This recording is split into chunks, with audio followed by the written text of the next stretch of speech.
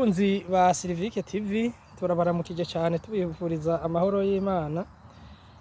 Uyu munsi rero turakira umushitsi wacu, umushitsi mu minsi heze yari yatuganiriye ku mubano wa Yinabukwe n'umukazana, yuko rimwe na rimwe usanga batabanye neza. Rero mu kiganiro giheze yari yatwemereye yuko azotuganiriza iyo Yinabukwe n'umukazana babanye neza, navyo birashoboka.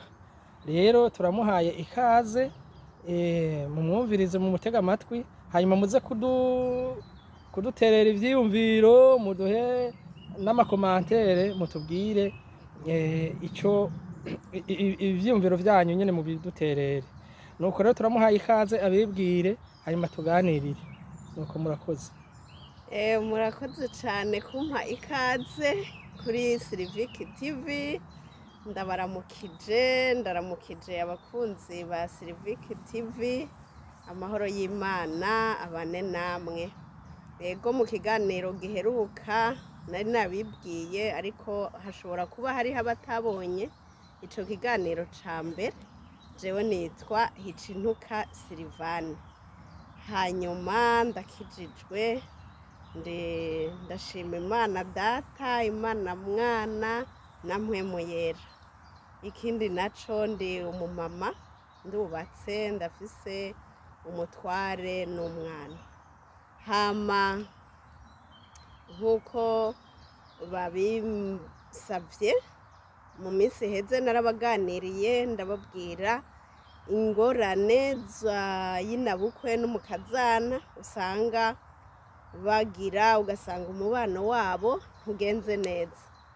Rero ntitwovuga ku bibi gusa, kuko n'ivyiza birahaba. Hariho ababana neza Yinabukwe n'umukazana, ugasanga babanye neza, ugasanga umubano wabo nuwo gushima. Narabahaye akarorero ka nyogokuru wanje, ingene yabana na mama, akabana n'abandi ba mukadata wacu, ko bari babanye neza. Ako ni akarorero kamwe. Hama narabwiye yuko nshitse i Bujumbura ariho nabonye abantu batabana neza, ugasanga bakira nabi ba Yinabukwe, ugasanga nyene si vyiza. Ariko uwu munsi rero nje kubaganirira ku bantu usanga babana neza. Narababwiye nti uwutagira inka harabona aho zituruka.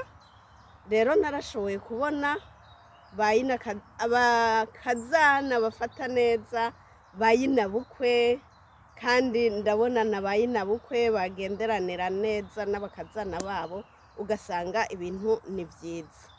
Hariho rero nk'abamama baba bakuze, usanga batagishoboye kuba ruguru, hama bafise nk'abahungu i Bujumbura, bakaza kuba i Bujumbura, bakaba ku bahungu babo, ugasanga bakazana babakiriye nk'uko bari kwakira mama wabo. Ugasanga rero nk'uwo mumama atagishobora nk'ukwiyambika, umukazana aramwambika, aramwoza, akamukorera ico umuntu ashobora gukorera umuvyeyi iyo amaze gushika mu zabukuru.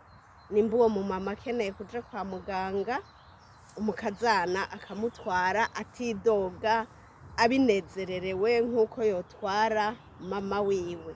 Nukuri ivyo ni ibintu vyiza vy'ugushima, kandi ngatera intege abantu bafise ba Yinabukwe ko bofatira kuri ako karorero ndabahaye.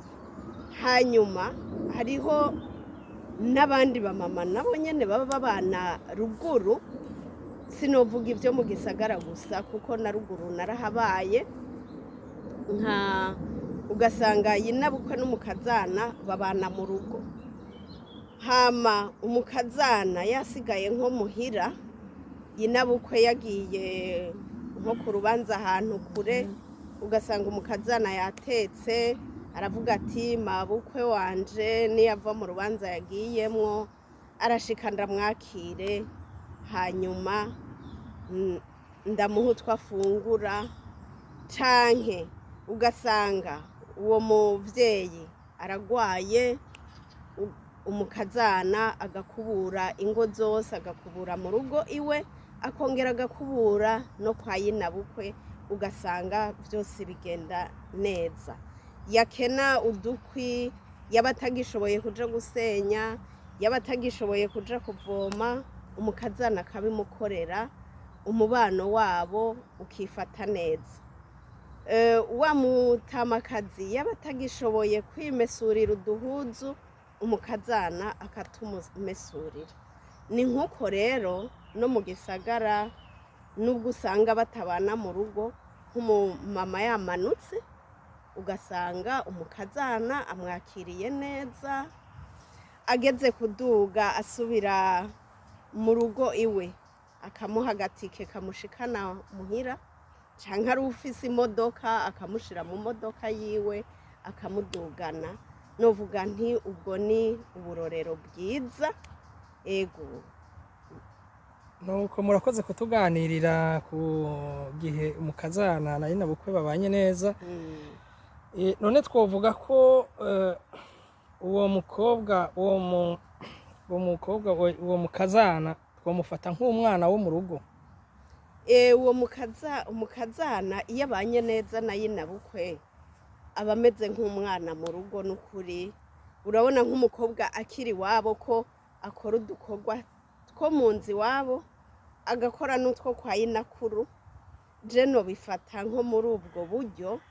Umukobwa iyo yubatse ahantu, nyinabukwe akamwakira neza, hama n'uwo mukazana wiwe akaza ari umuntu ameze neza, acamera nk'umukobwa mu rugo.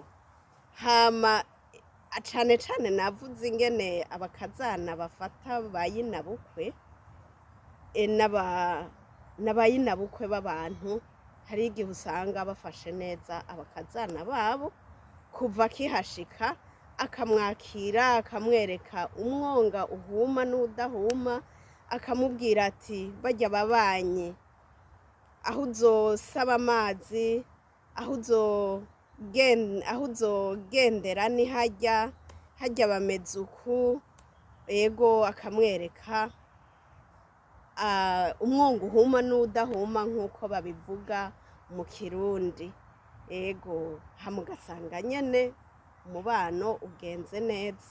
Hariho nk'abakazana usanga aribo biyumvirira ba nyinabukwe mu gihe usanga bamaze nko gukura, akamuraba akavuga ati mabukwe arakeneye agatenge, mabukwe arakeneye agahuzu ko kuja ku rubanza.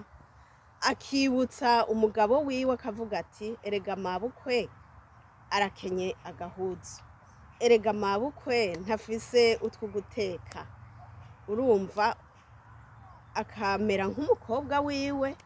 Ego, bigaca bigenda neza, umubano wabo ukamera neza.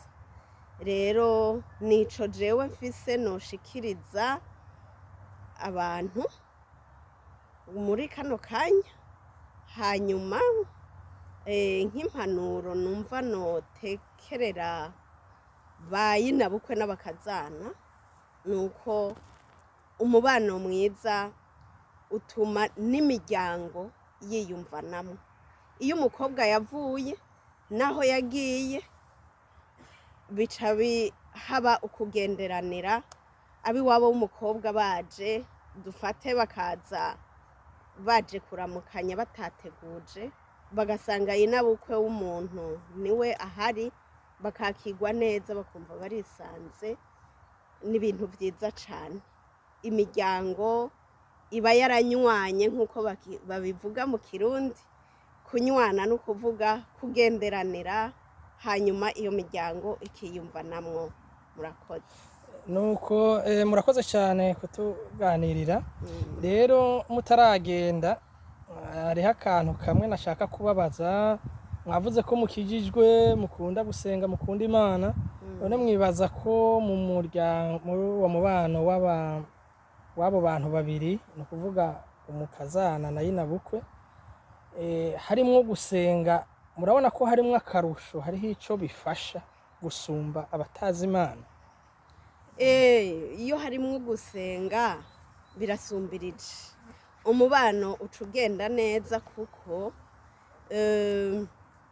iyo umuntu asenga aragira ico yubaha, aratinya icaha kandi akagira n'urukundo. Rero iyo